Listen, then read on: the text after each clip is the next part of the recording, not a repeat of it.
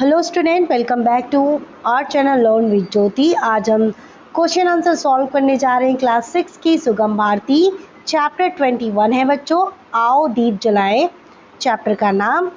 बच्चों, अगर आप मेरे चैनल पे पहली बार आ रहे हैं तो चैनल को सब्सक्राइब, वीडियो को लाइक ज़रूर कीजिएगा। और पिछला वीडियो अगर आपने नहीं देखा है तो लिंक आपको इस वीडियो के डिस्क्रिप्शन बॉक्स में मिल जाएगी। तो चलिए फटाफट से स्टार्ट करते हैं। पहला क्वेश्चन, सही जोड़ी बनाइए। तो यहाँ पे सही जोड़ी है। पहला देखिए, शरीर का हो जाएगा मन, करुणा का सेवा कर्म, प्रतीति का प्रेम, आस्था का निष्ठा। प्रश्न ख, दिए गए शब्दों में से उपयुक्त शब्द चुनकर रिक्त स्थानों की पूर्ति कीजिए। पहला रिक्त स्थान, क्या आप और हम उस बुढ़ापे, बीमारी और मृत्यु से मुक्त हो गए। सेकेंड है, घना अंधकार का अंत करने के लिए एक चिंगारी ही काफ़ी होती है। थर्ड है, दीपावली के ये दिए लोक जीवन के जागरूक प्रहरी हैं। ओके, प्रहरी हो जाएगा बच्चों। फोर्थ देखिए, ये दिए सृष्टि के महासागर के अंतराल के चमकते मुक्ता हैं। क्वेश्चन नंबर 2, निम्नलिखित प्रश्नों के उत्तर एक एक वाक्य में दीजिए। पहला प्रश्न देखिए बच्चों, आनंद ने बुद्ध से पहला प्रश्न कौन सा किया। उत्तर, आनंद ने बुद्ध से पहला प्रश्न किया कि क्या आपको वह मिला जिसके लिए आपने तप किया था। प्रश्न ख, बोध प्राप्त करने का आशय क्या है। उत्तर, मन बूढ़ा न हो, मन बीमार न हो, मन मरे नहीं, इस साधना की सिद्धि ही बुद्ध होना, बोध प्राप्त करना है। ग प्रश्न, बुद्ध ने अंधकार का क्या कारण बतलाया है।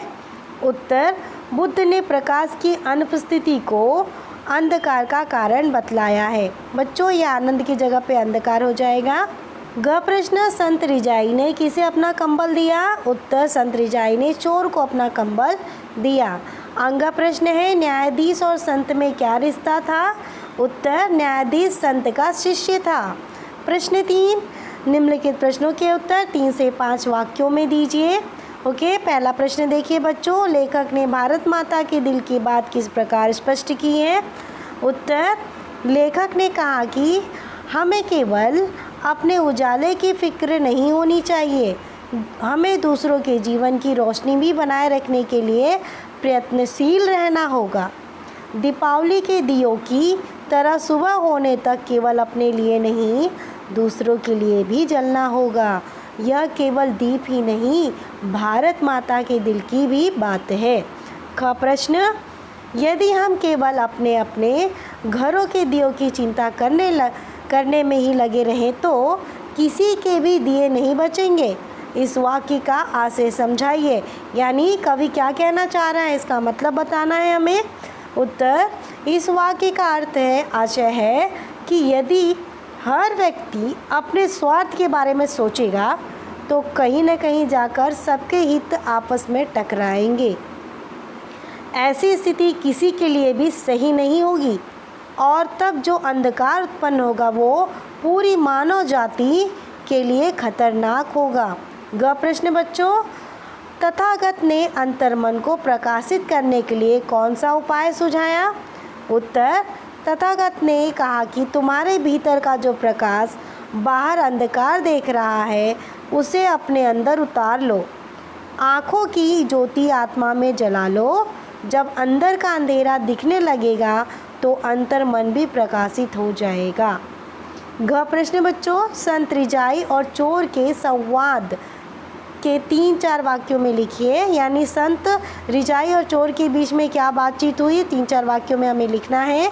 उत्तर देखिए, संत रिजाई ने चोर को रोका और कहा, खाली हाथ न जाओ, मेरे पास बस एक कंबल है, इसे ले लो, मैं तुम्हारा आभारी रहूँगा। चोर कंबल लेकर जाने लगा तो रिजाई ने उसे फिर रोका और कहा, मैंने तुम्हें कंबल दिया, तुम मुझे धन्यवाद दिए बिना जा रहे हो। चोर ने धन्यवाद दिया और चलता बना।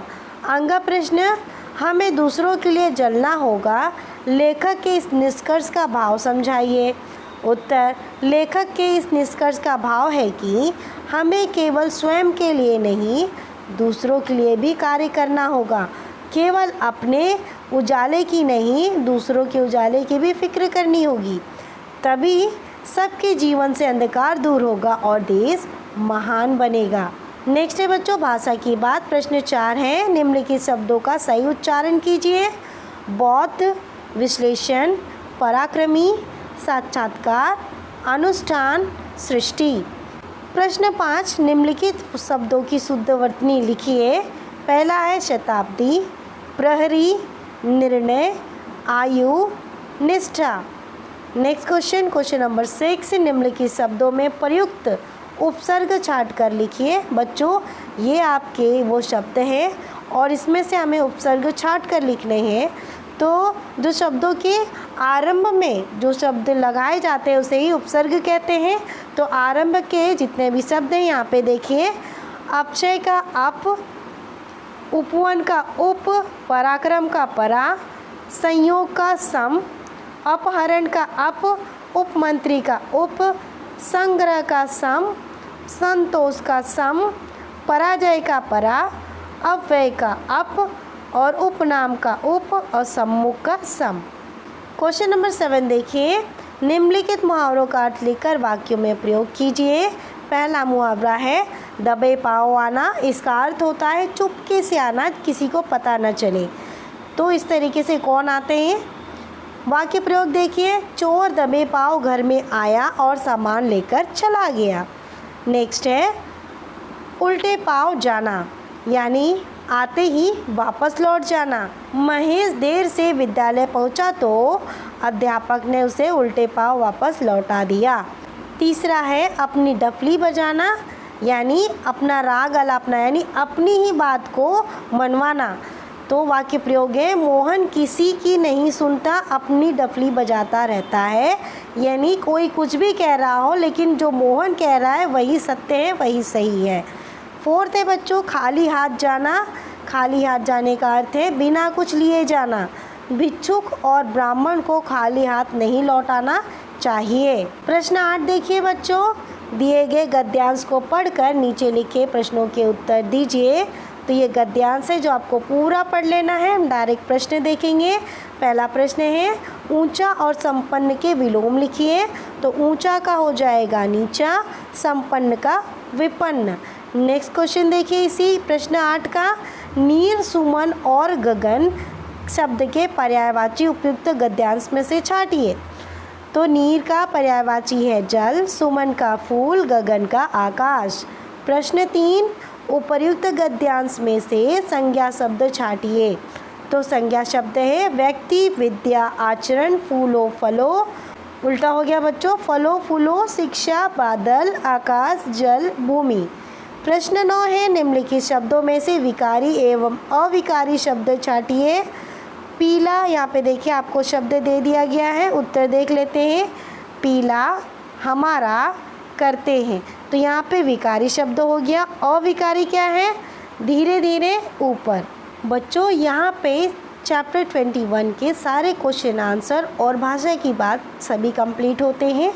आई होप सारे क्वेश्चन आंसर आपको समझ में आए होंगे। नेक्स्ट वीडियो में मिलते हैं अब हम नए चैप्टर के साथ। Till then bye bye.